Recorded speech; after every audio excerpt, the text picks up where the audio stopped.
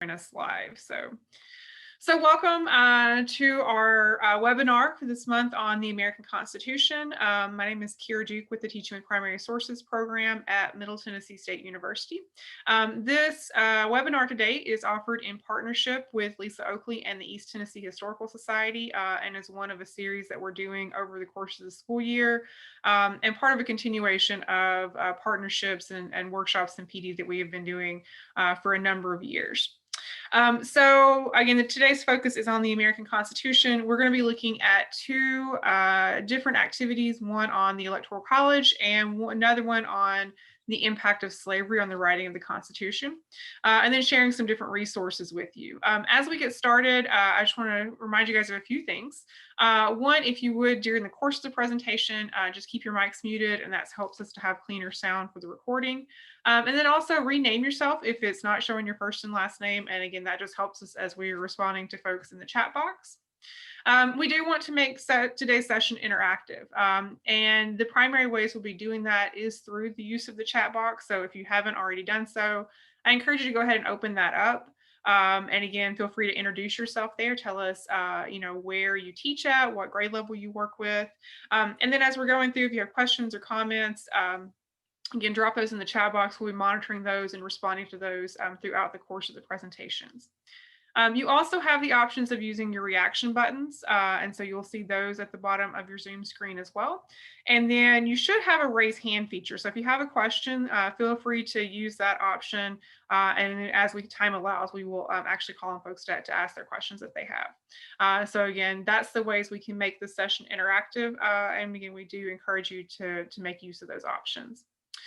So before we jump into our first activity, I'm going to turn it over to our partner, Lisa Oakley, to share with you guys a few things that she has with the East Tennessee Historical Society. Thank you, Kira. So welcome. I wish we could welcome you to our building. We are open.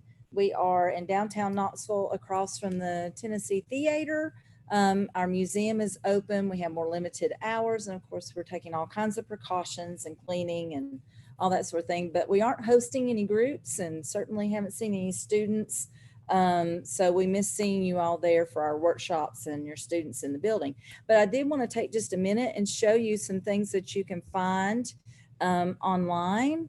And we have been trying to grow our online presence so that you can find materials not only for yourself that you might be interested in, but also for your students. And so this is our website. I welcome you to go in and take a look at everything that we offer. This is a project that we're doing right now that we're trying to collect stories and resources based on people's experience during this crazy time right now. And so it's just a fill in the blank. So that might be something you want to encourage your students, if with permission, that they can share. Or maybe they do as a collective class project and it goes into your name as the teacher. So that's an idea. You can also click on our museum and go in and see our current exhibits. We also have on some of our exhibits, like some of these, and I won't take a lot of time, just play with the exhibit links because we have some of our videos embedded there. So you can see our Civil War Homefront video and some other interesting things. So I just wanted to let you know again about our website. We also have our Teach TN History website, and we don't need to worry about looking at that right now. I want you to go in and take a look at it, and some of y'all already know about it. That's where all our teacher materials are, resources, and again, it's just teachtnhistory.org. But I do have a link up also for our Facebook page, and it stays very active. We put 2 to 3 posts on it every day, share a lot of material, put up unique material that we have. This is a webinar that's tonight with the Tennessee Historical Society. So we share all kinds of things. So that might be something that you want to keep a look on, and maybe it's an idea you can use in your classroom to share something with folks that's coming up. So we do keep it very active, as well as our education Facebook page, which is just ETHS Education. So please search that as well. But I wanted to jump right to our Facebook and our YouTube page. So I know a lot of folks are looking for lesson pieces or something to kind of take your kids on a field trip, which is hard to do right now. We have a number of things, and it's just East 10 history. You can search for that on YouTube and then follow us. But we've been zooming through East Tennessee with Zoom virtual visits and recording them. So we've been to the birthplace of country music. We've been to the Tellico Blockhouse, as you can see. And we have tours of both our Marching to Victory exhibit, which is in our exhibit spaces right now, and it's on the anniversary, of course, of the centennial of the passing of the 19th Amendment. And Hannah Rexroad helped curate that exhibit and does a walking through it and telling the story. We've been to Blunt Mansion, Craig Jackson House. So you get a sense, and these are all, and that 48 minutes, part of that is just question answer at the end. So most of them are between 20 and 30 minutes for the actual tour.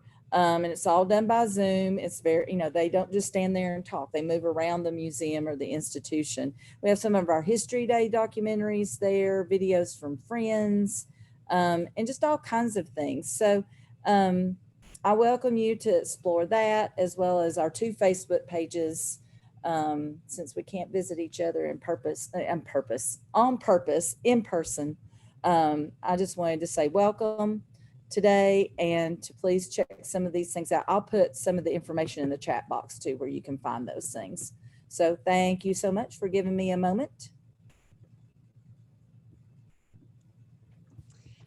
Thank you, Lisa. And we too, we wish that we were in Knoxville with you doing our workshops like we normally do, but this is fine. I hear it's raining where you are, it's raining where we are, so yeah. It feels like we're in the same We're place. Together. Yes. Raining all over. Yeah. Okay, so I want to just talk about one of the new materials that we have created that Kira mentioned.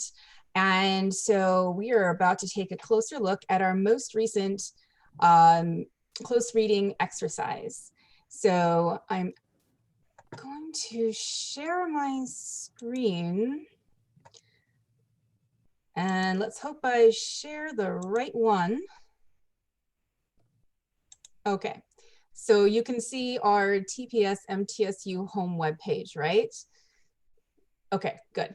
As many of you know, close reading exercises is a new category of lesson materials that we have created starting this year. And so we have a new close reading exercises page that has all of them listed.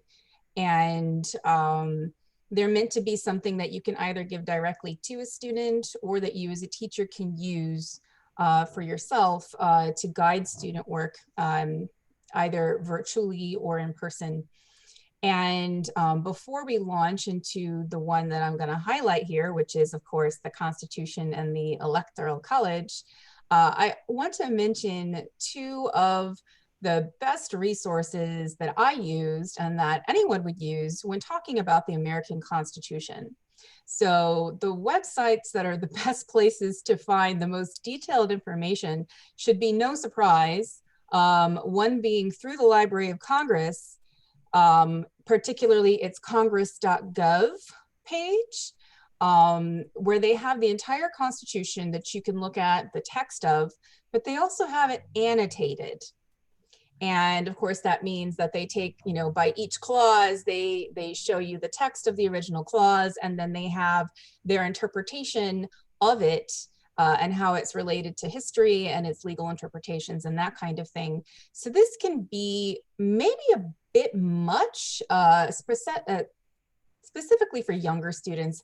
High school government students might be able to handle this, but again, it can be overwhelming. But this is where you're going to find everything. So for example, if you go to under Constitution Annotated Resources, here it is, the text. They have the full text, and then they have it separated, of course, into different sections. And so there's always an easy to follow menu on the side, and then you can go to the annotations for each. So like, what's the historical background for the preamble? The text is just this little part in italics, and then this following portion is all an annotation with footnotes. So you can see that this is This is something that's very scholarly, very thorough. Again, it might be a little overwhelming for students, but it's good to know that this exists as a resource. And I got a lot of good information from it when creating my activity. The other page, which is very good, is of course the National Archives, which houses the Constitution, the original document. And so it has a ton of resources on its website about the Constitution, a lot of good articles with a lot of practical information. What does it say? How did it happen? How was it made?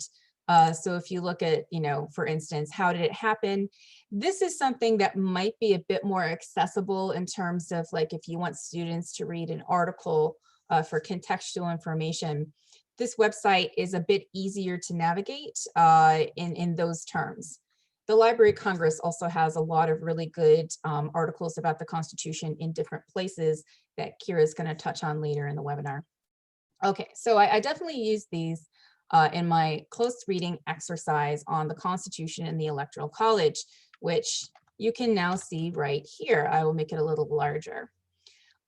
So basically, the Electoral College, it's not even called the Electoral College. It just talks about electors in the Constitution. So Electoral College itself is a phrase that comes on later. But I just use it because that's what we all use to refer to this body. This is something that I think is very appropriate this time of year, since they're the ones who decide our presidential election. So next week, we are all going to vote not for president, but for electors. The electors don't vote for president until early December. So election day is actually election of electors, and as I'm sure many of you already knew that, but your students might still be a bit surprised because they don't treat it that way when you watch the results on TV. Okay, so the Electoral College appears in Article 2, Section 1 of the Constitution, and that is the part of the Constitution that covers the executive branch, which makes sense because it's about the election of our main executors. So the background talks a little bit about how it came about, and that of course deals with this balance between, are we going to trust a direct democracy approach where every single person who's eligible for voting in this country can have a direct say, or are we going to trust a more kind of educated, selected body of people? And of course, in the late 18th century, when this was first written, another big thing that came into play here was the issue of transportation and the availability of information, because it's not like it is today.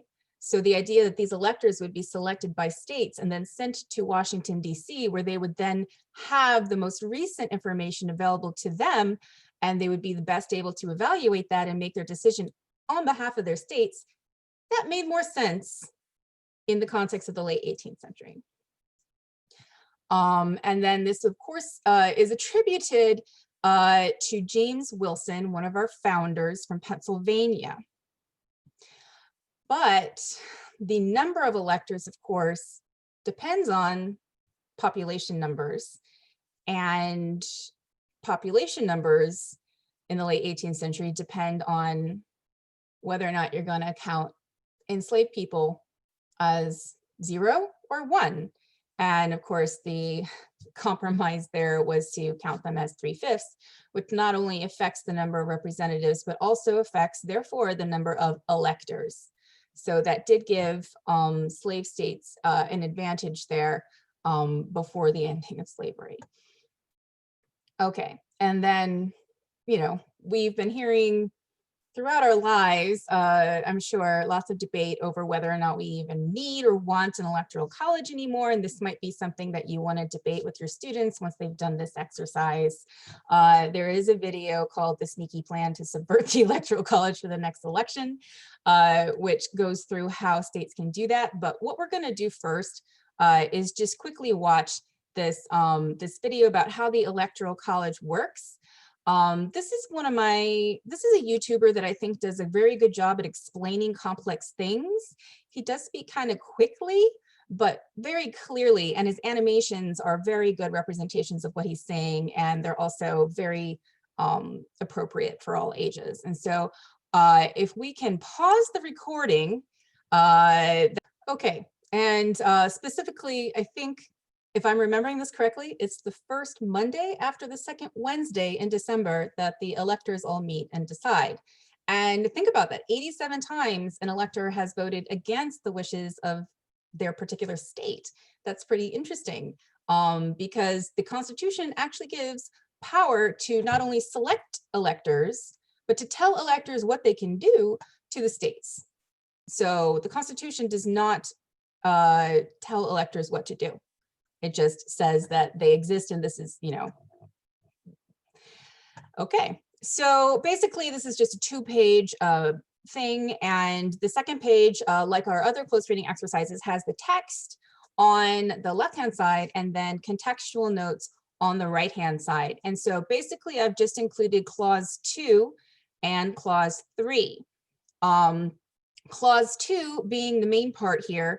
Each state shall appoint in such manner as the legislature thereof may direct a number of electors equal to the whole number of senators and representatives to which the state may be entitled in Congress. But no senator or representative or person holding an office of trust or profit under the United States shall be appointed an elector. So yeah, our senators and our reps cannot themselves be electors, but there are as many electors as there are Congress people. And so this is the point of contention, and I do link here to another, to a material that was created by that YouTuber where he went through and he actually calculated if you were to take each of the 538 current votes and decide, okay, what's the current US population? Each vote is supposed to represent 574,000 people.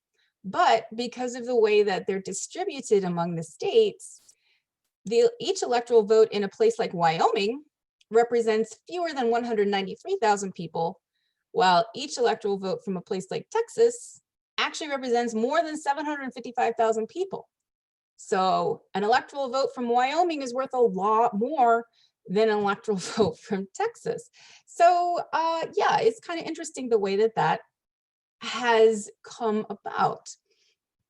Now, clause 3 was replaced by the 12th Amendment in 1804, although the wording is mostly the same. The problem was originally electors would just vote for candidates and not specify whether those candidates were for president or vice president, which meant that whoever came in first place became president, and whoever came in second place became vice president.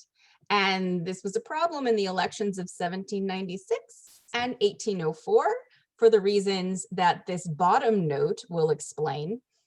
So basically, the 12th Amendment comes along and says, no, you have to vote specifically for president and specifically for vice president. And fun fact, an elector cannot vote for both a president and vice presidential candidate if all three of them are from the same state, which might be the reason why you won't find, I don't think, a president and a vice presidential candidate from the same state, because that would cancel out the votes of their electors, I believe. I read that like 5 times, and that's my best understanding of how that goes. But there's a lot of leeway in how these electors can actually vote. And as we already learned, they can go against the state's popular vote count if they want. There's nothing to prevent them from doing that. Okay, so basically that is, I will mention one more thing though, because it is just so funny. In this last note, the reason why they got it wrong, and this is also something that is mentioned in Hamilton, the musical. Electors, if they wanted somebody of, 2 people from their own political party to be president and vice president, they had to make sure that the vice president person got one less vote, right? They forgot to do that. And that's how you ended up with a tie between Thomas Jefferson and Aaron Burr in 1800. And that's why it was thrown to the House of Representatives, because if nobody reaches a majority of electoral votes, it does get thrown to the House of Representatives, where you need a quorum to decide. It's like a 3/4 majority who will then decide who becomes president. So yeah, kind of interesting. And that's where Alexander Hamilton was able to influence the choice of Jefferson over Burr, another very dramatic moment in that musical. So yeah, I can't resist referring to Hamilton when I can. But so this was a lot of fun for me to learn about, even though it doesn't seem very fun. It's really fascinating. And of course, we just had a recent Supreme Court decision about the independence of the states in terms of like their own handling of elections as opposed to the federal government. And so that is something that is still under debate today. And so that reading again confirms the powers of the states to actually determine these things. But then again, the states can use that against the Electoral College, which you can also learn about in this second video link. But this third link is not a video, it's actually a blog from the Library of Congress. It's very short, it's very good for students, and it's very informative. And then here's the link to the National Archives page that I showed you. Here is a different link about presidential elections and the Electoral College from an older part of the Library of Congress website, but it's still very, very handy. And then here's a link to our founding documents primary source set, which is also a part of the resource album that we'll show you later on. And now I am going to stop sharing so that I can pass it back to Kira.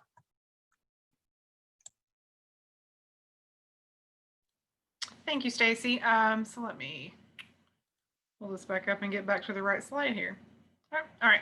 So what I want to take a few minutes to share with you guys is a new activity lesson plan that we are developing. It's not posted on our site just yet, so I would love to get your feedback as we go through this. This is a one-day activity that's designed for 8th grade and for U.S. government. And so what we're wanting to do here is explore some of the passages of the Constitution and look at how slavery impacted the writing of the Constitution and where it shows up in the Constitution. And so you can see that there are really 3 standards that this hits, 1 for 8th grade and then 2 for government. So what I am suggesting for how to get started with this activity is really to pose to your students the question of whether or not they think the Constitution is pro-slavery, anti-slavery, or neutral. And then why do they think that? And I think this is a good question to get started with because it will give you a chance to see how much background and context your students have for understanding both the writing of the Constitution and what was happening in the Constitutional Convention, and then what's actually within the Constitution itself. And so that would be really helpful for you to kind of understand the next step, which is kind of providing some context to know kind of how much information your students have going into the activity. So a few things to kind of keep in mind. So one, I think it's really interesting to note that the word slave or slavery does not actually appear in the Constitution until you get to the 13th Amendment. That is the first time that either of those words shows up. Yet we know the Constitution provided protections to the institution of slavery. And part of the reason for that was that the framers believed it was important to compromise on this to guarantee that Southern delegates would support ratification of the Constitution. And this was specifically true for delegates from South Carolina and from Georgia. They were the ones that many worried most about not supporting if slavery wasn't protected. So at the Constitutional Convention, there were 55 delegates, and of those, about 25 of them owned slaves. There were, of course, also some delegates who were very opposed to slavery. 2 that are often mentioned, Benjamin Franklin and Alexander Hamilton, who were both at different points in their lives members of anti-slavery societies. Although with that, there's also the caveat. I saw an article posted yesterday that was looking at how Hamilton actually benefited financially from the institution of slavery. So even though they might have been personally opposed to it, they were still in some ways financially invested in the system. So with that, and after the convention and all the things that happened there, James Madison actually wrote, "It seems now to be pretty well understood that the real difference of interest lies not between large and small, but between northern and southern states. The institution of slavery and its consequences form the line of discrimination." And so something again, he's noting here that just how divisive the issue was, and that this really was, he thought, again, going to be the line, kind of the line in the sand for the country going forward.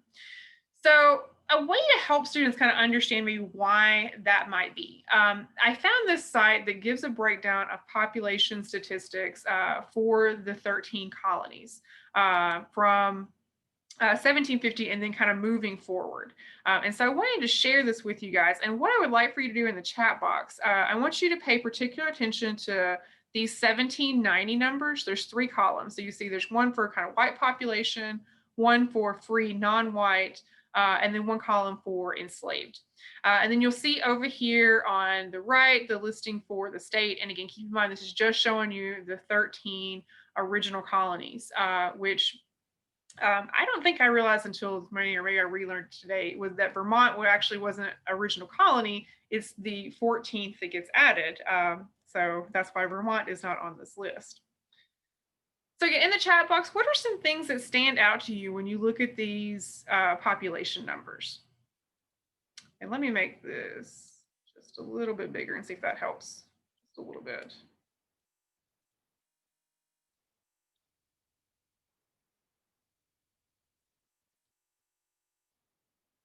So again, what stands out to you when you see these numbers?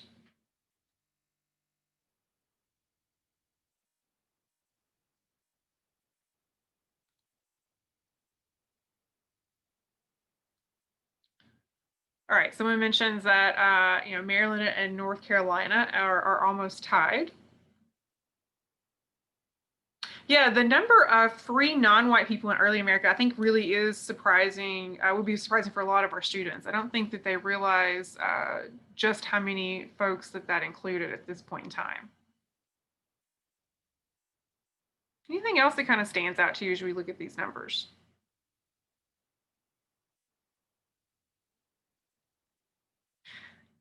I mean, I would think many of our students who maybe aren't as familiar with just how prevalent slavery was in some of the northern colonies and states might also find that interesting. Because if we look at, for example,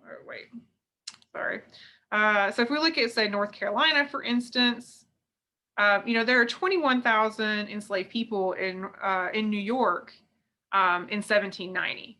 And again, I think oftentimes, they hear that there are that there was no slaves in the North, that's just a Southern thing. Yet we see, here's the New York numbers. New Jersey, there's 11,000. New Hampshire, there's only 157. Connecticut, there's 2,648. While again, that's not a large number, we do still see that there are enslaved people in these northern states. And so I think that might be surprising to many of them. All right, so let's go back. Let's see. Let me get back to my slideshow here. All right, the other thing that I want to bring up, and I think it's important for students to note, is everyone seeing the slide again? Make sure, okay, is when the laws were changing, because this is a period of time when we do see the laws in some of these colonies and states really start to shift as to where slavery is kind of contracting and versus where it is kind of on the expansion. So you'll note here that Vermont outlaws slavery in 1777. Pennsylvania adopts gradual emancipation in 1780. Of course, the last enslaved person was not freed until 1847. Massachusetts outlaws slavery in 1783. New Hampshire Connecticut and Rhode Island all adopt gradual emancipation between 1783 and 1784. And so at the time of the writing of the Constitution, slavery still exists in New York, New Jersey, Maryland, Delaware, Virginia, North Carolina, South Carolina, and Georgia.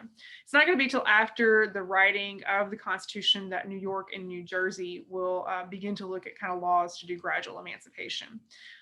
So that is some important context for our students as we kind of get into this, so they can again think about where where there were large numbers of enslaved people, where slavery was kind of on the decline because of laws that were being passed, and that will help them as they think about again how it's showing up in the Constitution.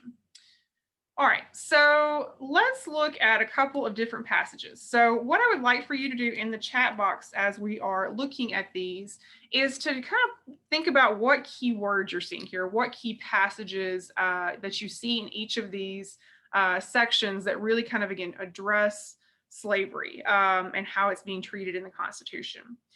There are 5 passages that directly address some aspect of slavery. And then for high school, I also am going to include in the lesson plan, there are, I think, 4 others that kind of indirectly address slavery. But for today's purposes, we're just going to look at the ones that are kind of the direct tie-ins. So this first one here, again, in the chat box, kind of what do you see that is going to directly address slavery? And I'm going to kind of read through this, and then we'll talk about some key things here. So this is in Article 1, Section 9, Paragraph 1. Representatives and direct taxes shall be apportioned among the several states, which may be included within this unit, according to their respective numbers, which shall be determined by adding to the whole number of free persons, including those bound to service for a term of years, and excluding Indians not taxed, 3/5 of all other persons. The actual enumeration shall be made within 3 years after the first meeting of the Congress of the United States, and within every subsequent term of 10 years, in such manner as they shall by law direct. The number of representatives shall not exceed 1 for every 30,000, but each state shall have at least 1 representative. And until such enumeration shall be made, the state of New Hampshire shall be entitled to choose 3, Massachusetts 8, Rhode Island and Providence Plantations 1, Connecticut 5, New York 6, New Jersey 4, Pennsylvania 8, Delaware 1, Maryland 6, Virginia 10, North Carolina 5, South Carolina 5, and Georgia 3. So what are some things that are standing out to you guys oops. That's not what I wanted. So standing out to you guys in that passage.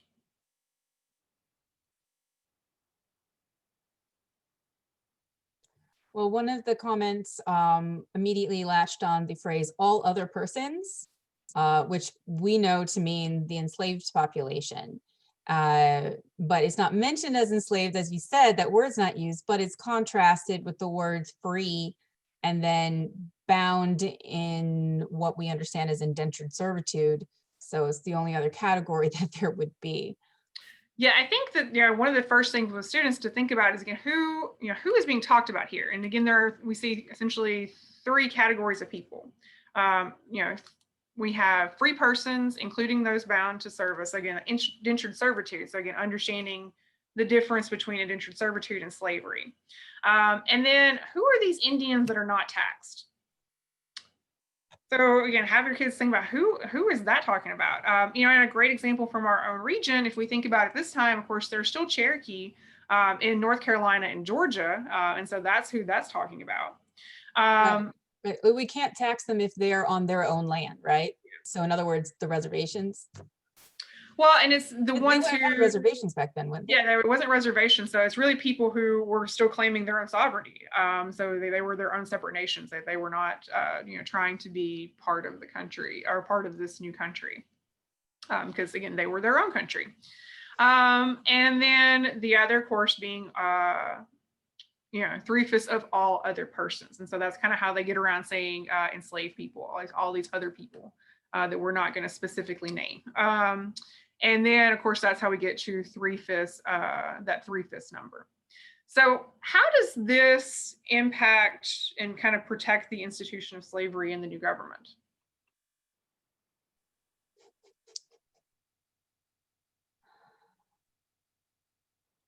Well, it gives an advantage to the slaveholding states. Right. And so actually, if we look at it, I found an article today that said calculated that if enslaved people had been ignored in calculating representation, then that means that Southern states would have had a third less seats in Congress and a third fewer electoral votes. And of course, we can just look at the number of Southerners who were elected to the office of presidency in the early years of the country to see again one direct impact of that. So that is kind of the direct result of that. And there's also no incentive here to get rid of slavery since they have the three-fifths built in. Yeah. So yeah, then that kind of gets to some of the next clauses that we're going to look at. So the next one we're going to look at is from the same section from later in that paragraph, and it says, the migration or importation of such persons as any of the states now existing shall think proper to admit shall not be prohibited by the Congress prior to the year 1808, but a tax or duty may be imposed on such importation not exceeding $10 for each person.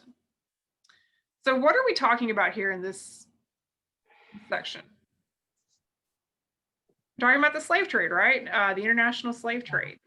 Yeah, they're kicking the can down the road here. Right. So they're saying, Congress can't even touch this issue until 1808. And so, yeah, it's like kicking that can down the road and then waiting for that later on. Now, it's interesting when you when you get to reading about it, because kind of both sides thought this was a win for them, because again, some of the states in the North really thought that slavery would die out. And that by this time that it really wouldn't be an issue. And then a lot of the Southern states thought that they would continue to grow and that they would therefore, have enough power, political power, to be able to protect the international slave trade, further down the road. So that's kind of an interesting way that they thought about this. All right, so the next one is in section 9, this is in paragraph 4, and it says, no capitation or other direct tax shall be laid unless in proportion to the census or enumeration herein before directed to be taken. This is probably the one that's going to be most difficult for students, partially because of how it's worded. Anybody have any ideas what this is talking about? Income tax? Not an income tax, but it is talking about kind of any direct federal tax that may be developed. So it's real, like kind of a broad blanket statement. Because if we go back to this, oh wait, wrong direction. So if we look at this first one that we looked at, it talks about here that essentially the 3/5 also applies to taxation. So that any future federal tax would be applied to the same way that they were accounting for towards representation. And so this section right here basically just reinforces that. So again, any new federal tax that's being passed by the Congress can only be applied in the same way that they're counting towards representation. So they couldn't, if they were to tax enslaved people, that would be at that same 3/5 ruling. All right, so the next one, so this is in section 2, paragraph 3, and it says, no person held to service or labor in one state under the laws thereof, escaping into another, shall in consequence of any law or regulation therein be discharged from such service or labor, but shall be delivered upon claim of that party to whom such service or labor may be due. So what are we talking about here?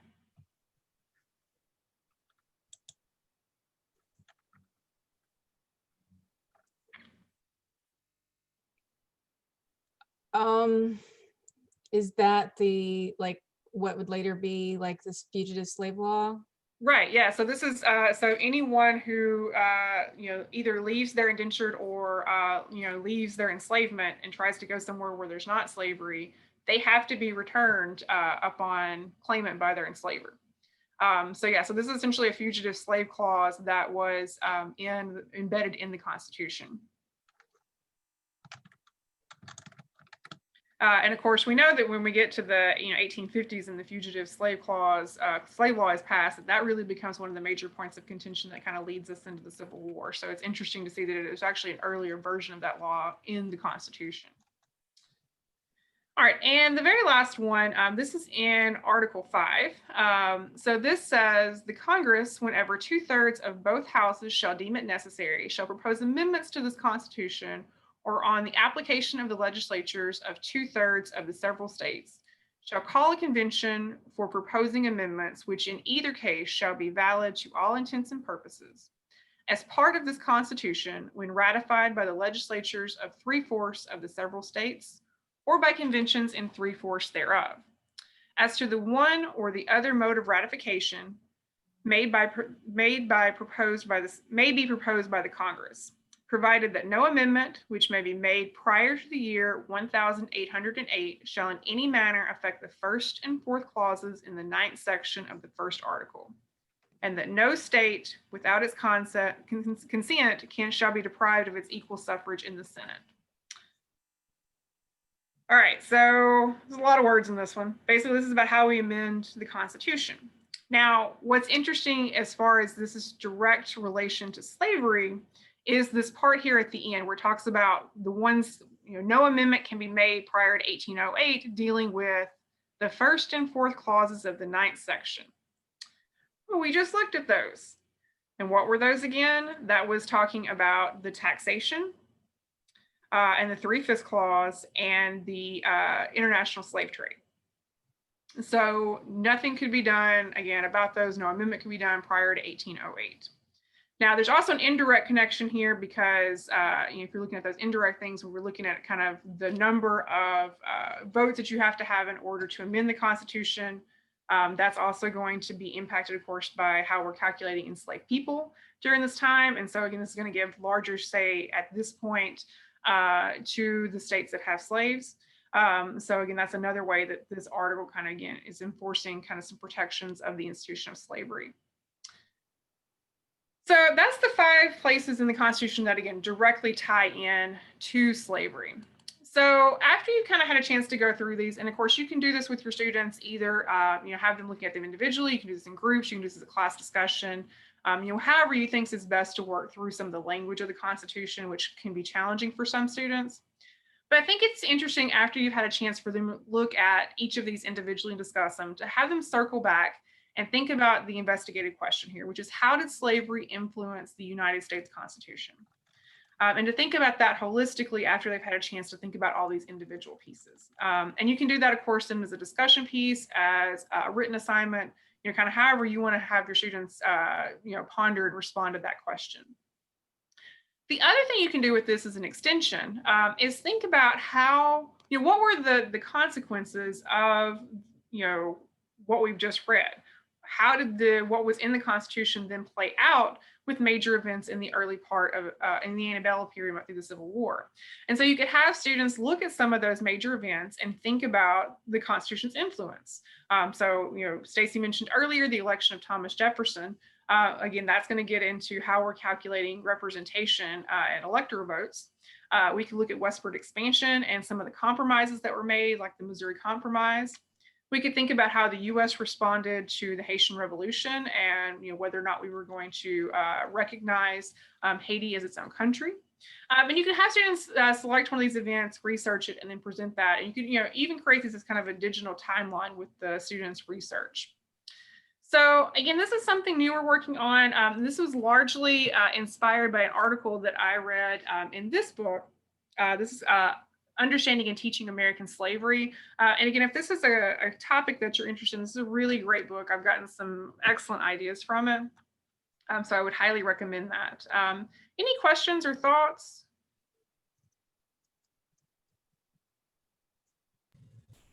So I just posted that at Montpelier, they basically laid out the 3 things you did, because in their interpretation, they're doing a lot with the enslaved community, and they have a lot of archaeological work that they've done, and they've done just an incredible job. And I put in the chat to check out their website, because they have a lot of virtual stuff. They have a lot of teacher things.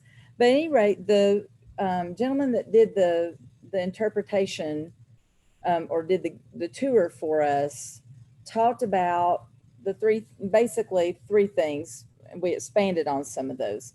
But then he also said that,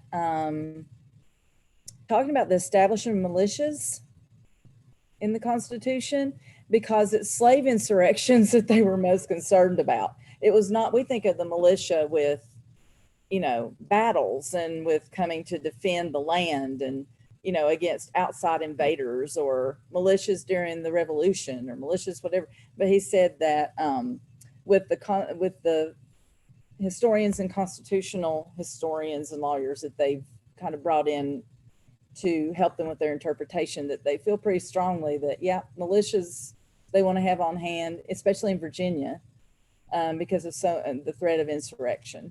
And Haiti plays in with that too.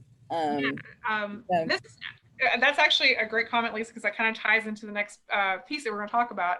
So another program that we're doing this semester is we're doing a virtual book club, and we're reading Jill Lepore's book, These Truths.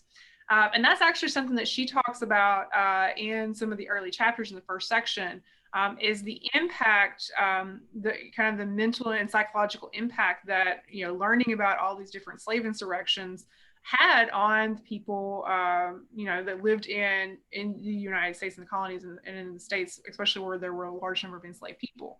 And so, yeah, I mean, when you get into thinking about how militias are written into the Constitution, it's very much a direct response to, you know, being fearful of slave insurrections.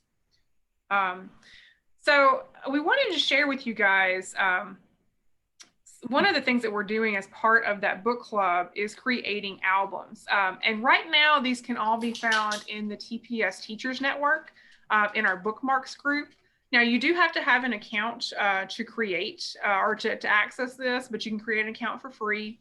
And we are also working on creating a version of these resources that we'll post on our lesson plan.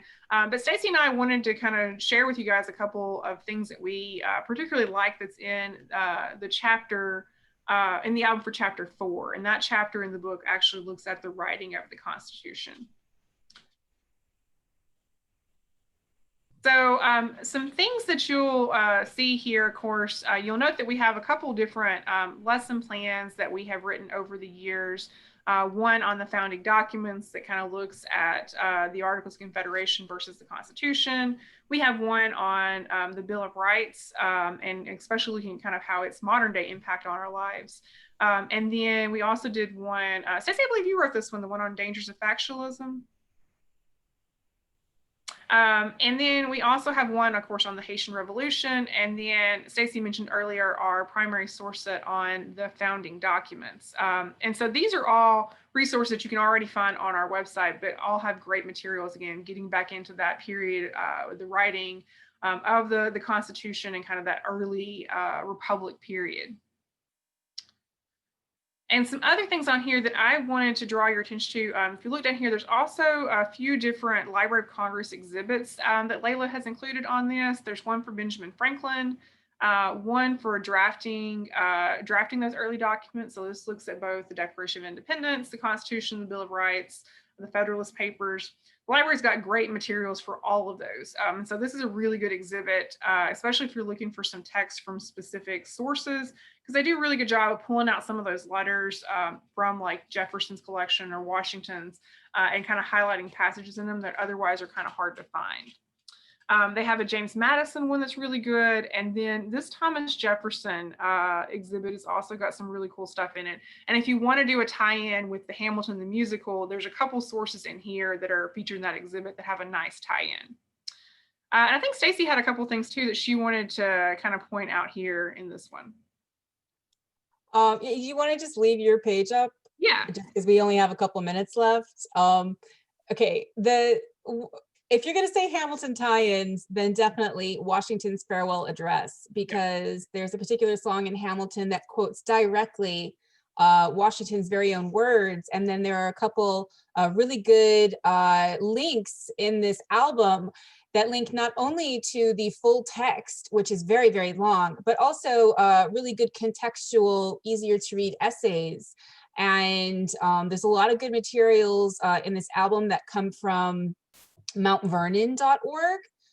Places like Mount Vernon, Monticello, and as Lisa mentioned, Montpelier, they've had to really reckon with the slaveholder past of their founding fathers, and they've created wonderful resources on their websites, and I highly recommend checking those out. I also really dug the stuff about Shays Rebellion, also from mountvernon.org, because Shays Rebellion is something I don't remember learning about in school, but it like actually was one of these catalyst events that scared the people, the people who were in charge into thinking, oh my gosh, the Articles of Confederation cannot deal with armed insurrection. Therefore, we need a stronger constitution. And so this direct kind of cause and effect is really, really comes out in some of these pieces here. So I just wanted to highlight those things, but you should really check out the whole deal. Yeah, that's something that with these albums, typically we of course highlight and focus a lot on Library of Congress stuff because again, that's who pays our bills. But this one, we're also kind of bringing in some other good pieces, contextual pieces for some other places. And so this one, like Stacey mentioned, there's some great stuff from Mount Vernon. There's some great stuff from the White House website. There's some Smithsonian stuff. So again, there's a lot of good pieces that you can bring in to help provide more context for your student about some of these early events.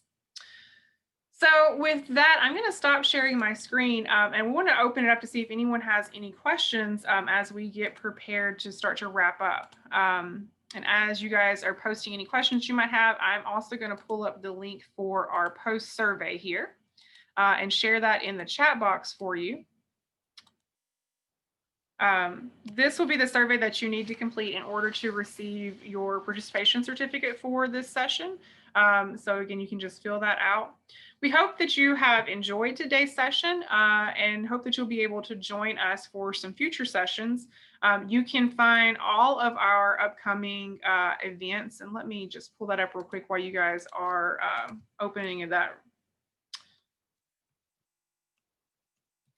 survey. You can find all of our events on our TPS MTSU page. And those are available.